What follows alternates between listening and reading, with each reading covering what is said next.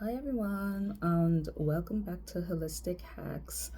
Um, okay, this one's a bit of a meaty one, so I do want to keep under 5 minutes. So let's get straight into it. We're going to be talking about the stages of life from Erik Erikson, also known as the psychosocial development, right? So what we look at is when you're looking at the different stages of a life.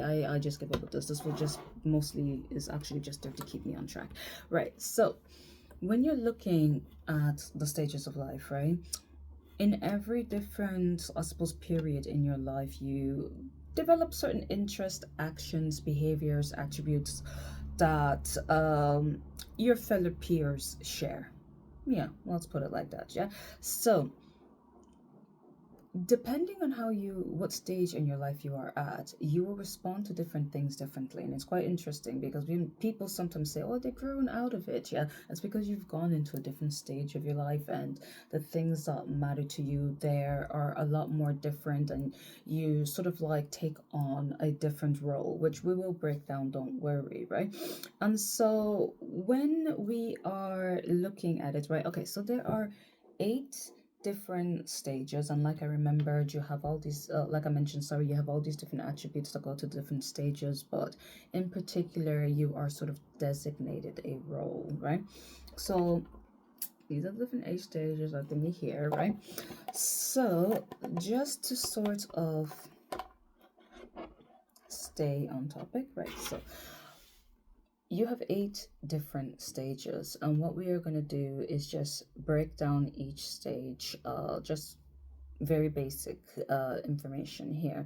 I will actually do a post about this, like a proper write up about this, and put it on the website and share it sometime, because I think it's actually really important to still know, because at the end of the day, depending on what stage in your life you are at, if you are trying to make certain stage changes, it probably just won't take, because you're just not that person anymore. Do you know what I mean? And it's about learning, or I guess accepting sort of your new role, and what you've grown into, really, and really discovering that. Actually, that's the beautiful part. But I am ranting now. So going back to this, number one, you have infancy. So infancy is between the ages of 0 to 1.5, right? And this is pretty much, I like to call it the love stage. You're just full of love, everybody's just affection and care, and it's the role that you adapt here is called the receiver of care and affection. And it's basically where you're just being cared for, like you don't, yeah, you can't do anything else but be cared for at that age, right? So then you move on to the second stage, which is the early childhood. And that is between 1.5 to 3 years, right? And the main roles you sort of adapt here are explorer and decision maker. I do love this stage because this is where the super ego is finally being formed, and the child is finally starting to develop their own identity, hence why they're exploring more. They're more curious, asking more questions, telling you no more. Yeah, that's their favorite thing now, because now they're making the decisions for themselves. Like, and then you move on to the next stage, which is the preschool stage. So the preschool stage is between 3 and 5, and that is the sort of like your planning and social participation is sort of your role. Like, it's about you being a lot more involved and starting to learn more stuff. You're going to school, you're starting to engage with a lot more people. So I think social participation would be the biggest one here. And then you have the next stage, we're at 4 now, and that is the school age, and that's between 5 and 12. And honestly, this is still the same. You're just learning, contributing where you can, and just really taking in the world around you. You're still at that stage where I guess you're contributing more because you have a lot more knowledge at this point, but you're still at that learning stage. Like, and then you have 5 adolescent stage, and that is between 12 and 18. And this is the sort of identity seeker rebel sort of stage, because remember, in all the other stages you're learning, and a lot of the stuff that you learn is how to conform according to sometimes your parents' ideals or society's ideals, or you name it. Yeah.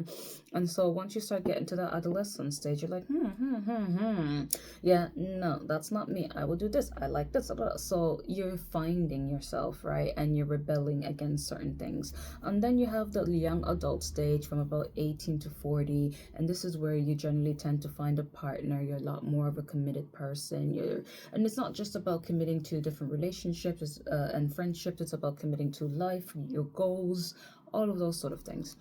Then you get to middle adulthood, and that is when you're about 40, 65, and this is where you become more of a parent, mentor, leader role.